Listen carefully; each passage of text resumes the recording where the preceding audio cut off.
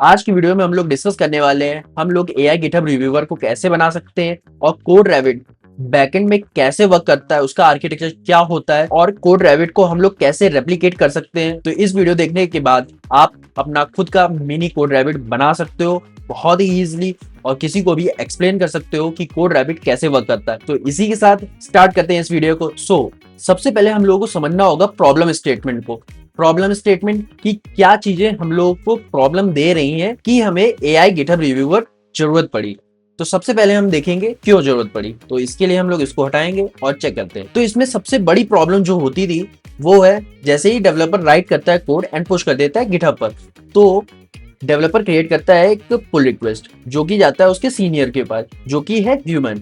वो रिव्यू करेगा कोड को। उसमें क्या क्या इशू आ सकते हैं, डिले हो सकता है रिव्यू में, इनकंसिस्टेंट फीडबैक हो सकते हैं या फिर उससे कोई बग छूट गया तो फिर वो प्रोडक्शन में जाके फट जाएगा। ये सब चीजें आपको फेस करनी पड़ सकती है अगर आप एआई गिटहब रिव्यूअर को यूज नहीं करते। अगर आप कोड रैबिट जैसे टूल्स को यूज करते हो तो क्या दिक्कत नहीं आएगी, लेट्स सी।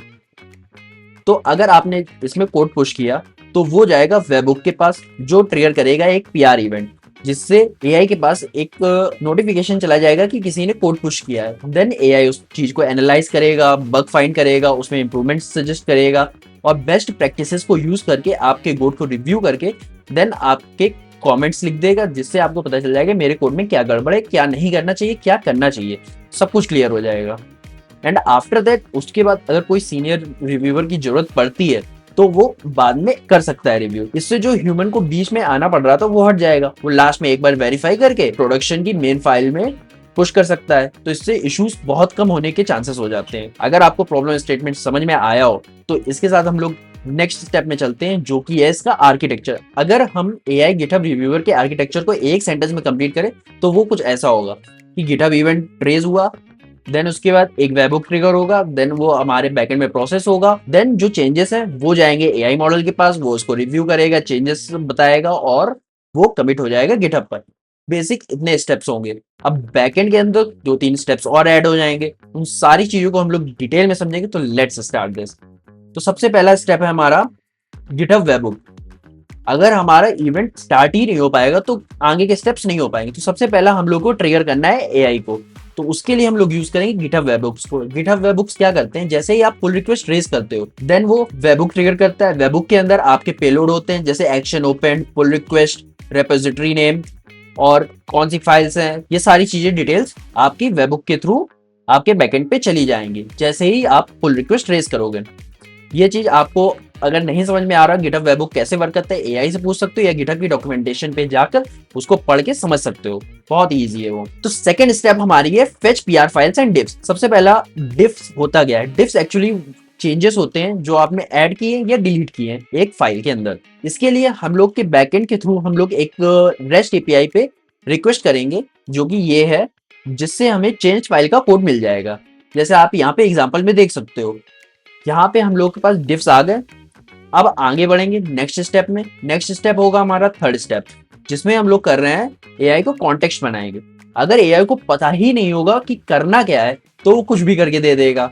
तो इसके लिए हम लोग को उसको बताना होगा कि वो है कौन, उसको क्या क्या चेंजेस करने हैं, उसको कोड देना पड़ेगा कि ये फाइल्स है, इसमें ये चेंजेस करने हैं। जैसा आप यहाँ देख सकते हो, you are a software engineer, review the following pull request, find bugs, performance issues, security issues and suggest improvements. Be concise and actionable. Repo, user repo, PR जो number, PR number and title, description and जो code diffs हम लोग ने second step से fetch किए थे वो details. ये सारी डिटेल्स को हम एक सिस्टम प्रॉम्प्ट के अंदर पुट कर देंगे और उसको सेंड कर देंगे एलएलएम के पास। अब यहाँ पे हमारा मेन काम शुरू होता है जो कि है एआई एनालिसिस। जो भी आपके डिफ्स हैं वो सिस्टम प्रॉम्प्ट के साथ एआई मॉडल के अंदर जाएंगे, जो कि हो सकता है GPT-4 हो सकता है, क्लॉड हो सकता है, जेमिनी हो सकता है, कुछ भी मॉडल हो सकता है। तो वो डिपेंड करता है आप कौन सा मॉडल यूज कर रहे हो। उसके बाद हम लोग ने उसको कहा है कि जेसन में रिस्पॉन्स देना, तो वो पूरा एनालाइज करने के बाद जेसन में रिस्पॉन्स देगा। जैसे यहाँ देख सकते हैं, फाइल नेम दे देगा, लाइन नंबर की कहाँ चेंजेस करने हैं, type, bug, message, returning none can cause issues, consider returning 0 instead. यहाँ पे नन यूज मत करो, 0 यूज करो। ऐसे कुछ वो रिस्पॉन्स कमेंट्स बताएगा कि ये चेंजेस इस लाइन की फाइल में होना है। सिंपल। अब इसमें यहाँ पे बहुत बड़ा डाउट आ सकता है कि अगर हम लोग की डिफ्स बहुत ज्यादा हो गए, मतलब 1000, 2000, 3000 अगर ऐसे हो गए, तो एआई इतने ज्यादा डिफ्स को हैंडल नहीं कर पाएगा, वो क्रैश कर जाएगा या कंफ्यूज हो जाएगा, कॉन्टेक्स्ट विंडो की लिमिट हिट हो जाएगी। तो अगर ऐसा होता है तो इसमें हम लोग ये करेंगे कि जो हम लोग पर डिफ्स आए उसको ब्रेक डाउन कर देंगे बेस्ड ऑन दियर फोल्डर्स। जैसे पेमेंट्स का फोल्डर, पेमेंट्स के अंदर जो जो चेंजेस है उसको हम लोग एक फाइल के अंदर, एक कॉल के अंदर पुश कर देंगे और उसको स्टोर कर लेंगे डेटाबेस में। अपने हर फोल्डर के कोड को एआई पे रन करवाएंगे एंड देन उसको पुश करते जाएंगे अपने डेटाबेस पे। सिंपल। अब हमारा लास्ट स्टेप आता है जो कि है कमिट करना गिटहब पर। उसके लिए फिर से हम लोग गिटहब रेस्ट एपीआईज को यूज करेंगे अपने बैकएंड के थ्रू। जो भी हम लोग के पास चेंजेस आए हैं, ये जितने सारे चेंजेस हैं, इन सारे चेंजेस इस रेस्ट एपीआई पर रिक्वेस्ट करेंगे और वहां पे पोस्ट कर देंगे। जैसे कि और कमेंट का पेलोड ऐसा होगा, body potential issues here, comment ID, path, position, side, ये सब कुछ हम लोग लिख सकते हैं। अब ये क्या है, ये चीजें ये आप यहाँ से समझ सकते हो, लिखी है, पॉज करके आप इसको समझ लो। लास्ट स्टेप कोई स्टेप नहीं है, बेसिकली डेवलपर यहाँ देख सकता है कि जो एआई ने चेंजेस बताए हैं वो वहां पे गिटहब पर शो हो रहे होंगे कुछ इस तरीके से।